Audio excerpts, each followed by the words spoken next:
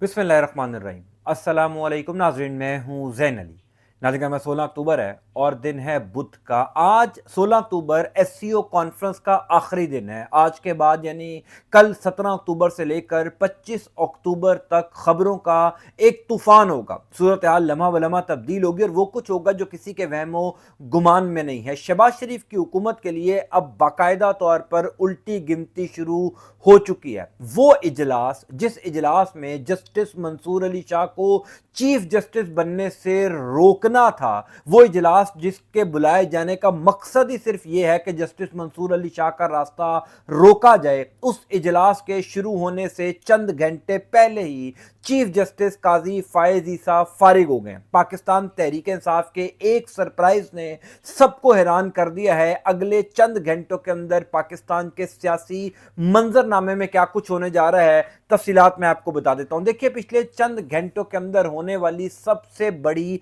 Development के मुताल्लिक ये सवाल पूछा जा रहा है कि क्या मौलाना फजलुर रहमान मान गए हैं? क्या मौलाना फजलुर रहमान शहबाज शरीफ की हुकूमत की जानिब से पेश करदा आईनी तरमीम की हमायत करने जा रहे हैं? तो इन तमाम तर सवालात के जवाबात मैं आपको आगे चलकर बता देता हूं, लेकिन सबसे पहले जस्टिस मंसूर अली शाह का रास्ता रोकने के लिए जो प्लान बनाया गया था, पाकिस्तान तहरीक इंसाफ ने वो प्लान कामयाबी से नाकाम बना दिया है। इस खबर की तफसीलात सुन लीजिए। देखिए, चीफ जस्टिस काजी फायज ईसा की मुद्दत मुलाजमत में तोसी वाला चैप्टर तो खत्म हो गया, यानी अब काजी साहब आउट ऑफ क्वेश्चन हो चुके हैं, उनको एक्सटेंशन नहीं दी जा रही। अब सिर्फ एक ही मकसद है शहबाज शरीफ की हुकूमत का और इस पूरे निज़ाम का, और वो मकसद ये है कि काजी साहब तो जा रहे हैं, जस्टिस मंसूर अली शाह साहब ना आ सके, किसी तरीके से जस्टिस मंसूर अली शाह का रास्ता रोका जाए। पिछले चंद घंटों के अंदर जो भी डेवलपमेंट्स हुई, मौलाना फजलुर रहमान और बिलावल भुट्टो की जो मुलाकात हुई, कौमी असम्बली का 17 अक्टूबर को इजलास बुलाया गया, पाकिस्तान तहरीक इंसाफ के कुछ लोगों को उठाया गया, कुछ लोगों को अगवा किया गया, कुछ लोगों के बच्चों को उठाए जाने की इतलात है, ये तमाम तर चीजें काजी साहब की एक्सटेंशन के लिए नहीं हो रही, ये क्लियर कर लीजिए। ये तमाम तर चीजें अब सिर्फ जस्टिस मंसूर अली शाह का रास्ता रोकने के लिए हो रही हैं। कल कराची के अंदर जो वुकला कन्वेंशन था, वो भी इस मकसद के लिए था कि जस्टिस मंसूर अली शाह का रास्ता रोकने के लिए जो शहबाज शरीफ की हुकूमत कोशिश कर रही है, वुकला बरादरी उसके ऊपर अपना रद्द अमल दे। लेकिन पाकिस्तान तहरीक इंसाफ के एक सरप्राइज ने सबको घुमाकर रख दिया। अब सवाल यह है कि जस्टिस मंसूर अली शाह का रास्ता रोकने के लिए जो आईनी तरमीम की जा रही है, जिसमें एक ऐसा प्लान बनाया जा रहा है कि शहबाज शरीफ की हुकूमत उस आईनी तरमीम के अंदर एक ऐसी मुजवजा तरमीम करेगी कि शहबाज शरीफ की हुकूमत को सुप्रीम कोर्ट ऑफ पाकिस्तान के 5 टॉप के जजेस के नाम भिजवाए जाएं, यानी पैनल ऑफ जजेस के नाम शहबाज शरीफ को भिजवाए जाएं, वजीर आजम को, और उनमें से किसी एक जस्टिस का नाम जो है वो चीफ जस्टिस के लिए उसका इंतखाब किया जा सके। तो जाहिर है जस्टिस मंसूर अली शाह माइनस हो जाएंगे, किसी और को चीफ जस्टिस बना दिया जाएगा। तो पाकिस्तान तहरीक इंसाफ शहबाज शरीफ की हुकूमत के इस प्लान को नाकाम कैसे बनाएगी? अगर मौलाना फजलुर रहमान भी शहबाज शरीफ की हुकूमत के साथ मिल गए, वैसे तो मैं आपको आगे चलकर इसकी तफसीलात बता देता हूं, क्योंकि जो कुछ नजर आ रहा है वो हो नहीं रहा। कल रात से लेकर अब तक ये तासुर दिया जा रहा है कि जनाब मौलाना फजलुर रहमान तो मान गए हैं। मौलाना फजलुर रहमान ने बिलावल भुट्टो जरदारी के साथ बैठकर जो प्रेस कॉन्फ्रेंस की, उस प्रेस कॉन्फ्रेंस में कहा कि दोनों जमातों ने आईनी तरमीम के ऊपर जो है वो इत्तफाक कर लिया। तो असल कहानी क्या है? असल में जो मौलाना फजलुर रहमान और बीबी बिलावल भुट्टो जरदारी का इत्तफाक हुआ है, वो किन नुकात के ऊपर हुआ है, किन चीजों के ऊपर हुआ है, मैं उसकी तफसीलात आपको बताता हूं। लेकिन पहले पाकिस्तान तहरीक इंसाफ का सरप्राइज देखिए। पाकिस्तान तहरीक इंसाफ के पास क्या ऑप्शन है? पहला ऑप्शन तो पाकिस्तान तहरीक इंसाफ के पास ये है कि अपने तमाम तर एमएनए, अपने तमाम तर सेनेटर्स को बचा कर रखा जाए। रात तक ये इतलात थी कि मौलाना फजलुर रहमान तो नहीं मान रहे। अगर पाकिस्तान तहरीक इंसाफ अपने एमएनए को संभाल लेती है, अगर पाकिस्तान तहरीक इंसाफ अपने सेनेटर्स سینیٹرز کو بچا لیتی ہے تو پھر یہ آئینی ترمیم کرنا شہباز شریف کی حکومت کے لیے آسان نہیں ہوگا۔ دوسرا پلان پاکستان تحریک انصاف کے پاس کیا ہے؟ وہ پلان جس نے پچھلے چند گھنٹوں کے اندر واقعی میں شہباز شریف کی حکومت کی دوڑیں لگوا دی ہیں، کیونکہ کسی صورت یہ نظام افورڈ نہیں کر سکتا جسٹس منصور علی شاہ کو۔ جسٹس منصور علی شاہ کا چیف جسٹس آف پاکستان بننے کا مطلب یہ ہے کہ یہ پورا نظام اگلے چند دنوں کے اندر لپیٹا جائے گا۔ آپ کو کیا لگتا ہے کہ اگر اس نظام کو جسٹس منصور علی شاہ سے کوئی خطرہ نہ ہوتا تو کیا اتنی محنت کی جا رہی ہوتی؟ کیا مولانا فضل الرحمان کو منانے کے لیے، پاکستان تحریک انصاف کے لوگوں کو اٹھانے کے لیے، سینیٹرز کو غائب کرنے کے لیے پورا نظام کوشش کر رہا ہوتا؟ اس time S C O conference Islamabad میں چل رہی ہے، کل اس کا پہلا دن تھا، آج اس کا دوسرا دن ہے، وزرائے خارجہ مختلف ممالک کے آئے ہوئے ہیں، وزرائے اعظم مختلف ممالک کے آئے ہوئے ہیں، لیکن پاکستان کا پورا نظام ایس سی او کانفرنس کو چھوڑ کر صرف اس کوشش میں لگا ہے کہ justice Mansoor Ali Shah chief justice of Pakistan نہ بن سکیں۔ یہ کوشش کیوں کی جا رہی ہے؟ کیونکہ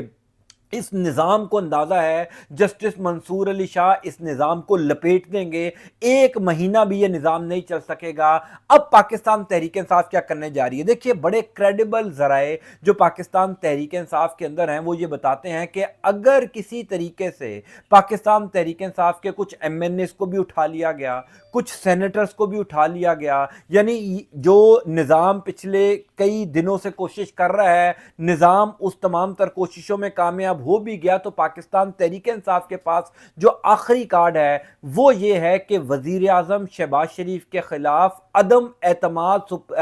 قومی اسمبلی میں پیش کر دیا جائے۔ اب آپ لوگوں کے ذہن میں یہ سوال ہوگا کہ جناب اگر شہباز شریف کے خلاف عدم اعتماد کی تحریک آ جاتی ہے، اگر عدم اعتماد کی جو وہ ہے بل، اس کو جو قرارداد پیش کر دی جاتی ہے اور شہباز شریف کو کہا جاتا ہے کہ آپ اعتماد کا ووٹ لیں، تو پھر تو شہباز شریف بڑی آسانی سے یہ ووٹ لے لیں گے۔ میں آپ کو ایک بات بتا دوں کہ جب تک شہباز شریف کو اعتماد کا ووٹ لینے کے لیے قومی اسمبلی اور سینٹ سے کہا جائے گا، تب تک کوئی بھی آئینی ترمیم نہیں ہو سکتی۔ یعنی حکومت پابند ہوتی ہے کہ جب تک وزیر اعظم اعتماد کا ووٹ نہیں لے لیتے دونوں ہاؤسز سے، سینٹ سے بھی اور قومی اسمبلی سے، تب تک کسی قسم کی قرارداد، کسی قسم کا بل، کسی قسم کا کوئی قانون پاس نہیں ہو سکتا۔ یہ باقاعدہ طور پر آئین پاکستان کے اندر لکھا ہے۔ تو پاکستان کیونکہ اس ٹائم ٹیکنیکلی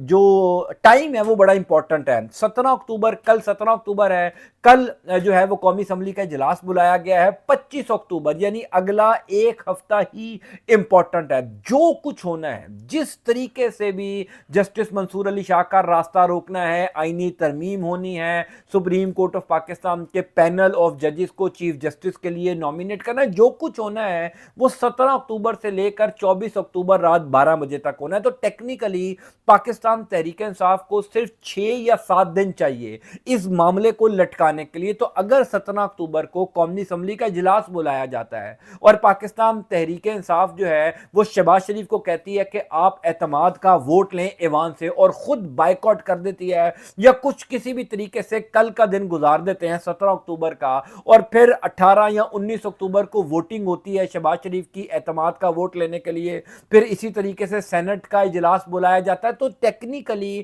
5 سے 6 دن اس معاملے میں گزر جائیں گے اور پاکستان تحریک انصاف کم از کم ٹائم گین کرنے میں کامیاب ہو جائے گی۔ یہ پاکستان تحریک انصاف کے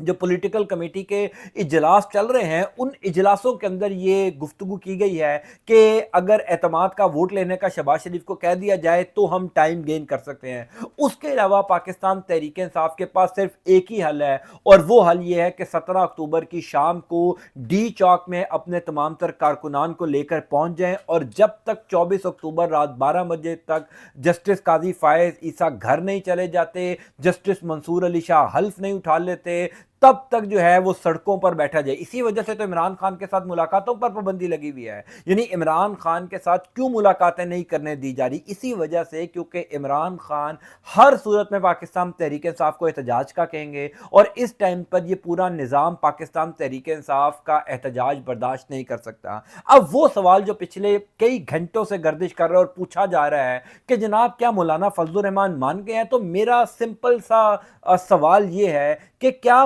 مولانا فضل الرحمان نے بلاول بھٹو زرداری کو منایا ہے یا بلاول نے مولانا فضل الرحمان کو منایا ہے؟ کیونکہ مولانا فضل الرحمان صاحب نے کل ہونے والی پریس کانفرنس کے اندر کیٹاگوریکلی یہ کہا ہے کہ جو مجوزہ ترمیم ہم نے پہلے مسترد کی تھی حکومت کی، آج بھی ہم اسی نقطے کے اوپر، اسی فیصلے کے اوپر سٹینڈ کرتے ہیں۔ یعنی اگر کسی کے ذہن میں یہ سوال ہے کہ مولانا فضل الرحمان مان گئے ہیں یا مولانا فضل الرحمان آئینی ترمیم کو سپورٹ کرنے جا رہے ہیں، تو آپ اپنے دماغ سے یہ تمام تر خدشات دور کر لیں۔ اس کی یہ وجہ نہیں ہے کہ مولانا صاحب شاید پاکستان تحریک انصاف کے ساتھ بڑے لائل ہیں یا مولانا فضل الرحمان جو ہے وہ حکومت کے بڑے خلاف ہیں یا اسٹیبلشمنٹ کے بڑے خلاف ہیں۔ اس ٹائم مولانا فضل الرحمان کو سمجھ آ چکی ہے کہ ان کی پوری سیاست دفن ہو جائے گی اگر وہ پاکستان تحریک انصاف کے خلاف جاتے ہیں، اگر وہ اس آئینی ترمیم کو سپورٹ کرتے ہیں کسی بھی لالچ میں آ کر، وہ لالچ وزارتوں کا ہو، وہ لالچ عہدوں کا ہو، کچھ بھی ہو۔